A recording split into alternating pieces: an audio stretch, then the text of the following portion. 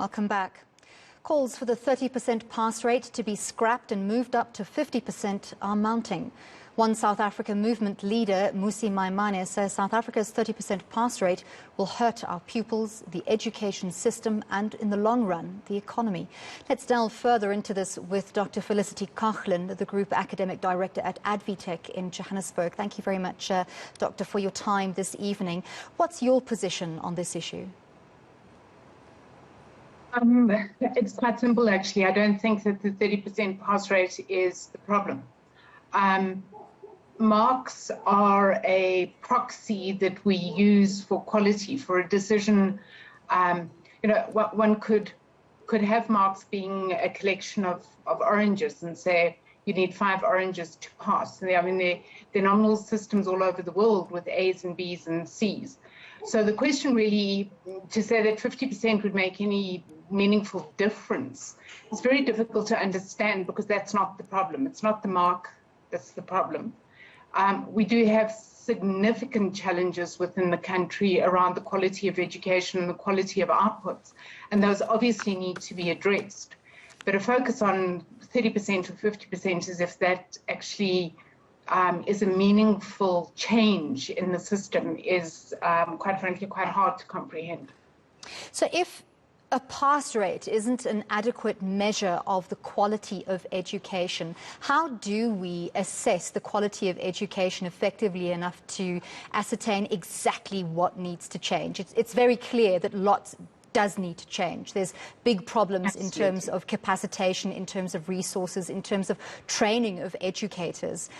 School resources is a massive problem in rural areas. But those things have been around for many years. So what does need to change urgently this year, in your opinion? Well, I think that, first of all, the resourcing in schools. I think the fact that we still have schools that don't have flush toilets, that still don't have water, that still don't have classrooms, speaks more towards our attitude towards our country's children than a pass mark does. So I think that, we need to be taking some time really seriously the issues of infrastructure in our schools. And then we need to look at benchmarking, and that's a comparison on the basis of competencies between our learners and those in other systems. So what is it that you need to know? What level of language and mathematical and computer literacy do you need in order to be able to be active effectively in the economy and or to pursue some form of post-school education? So it's from the basics, from the infrastructure through to then comparing on the basis of skills. Just pushing up the pass mark just means that we will have more students without a matric, but that isn't actually necessarily going to give us the information that we need about what we need for competency in terms of performance in the labor market, where, as we know, even those young people who are sitting on pass marks significantly higher than 30% are struggling to find meaningful employment. So it's an ecosystem issue rather than a mark one. There's a huge chasm in education between the private education sector and public education in South Africa. Do you think there is space and willingness among role players for the private sector to work together with public education systems to try and bridge that gap somehow, so that those in public education can have some kind of access to the kind of benchmarking that you say is already present in private schools? Well, first of all, it's not so much a chasm as in a continuum.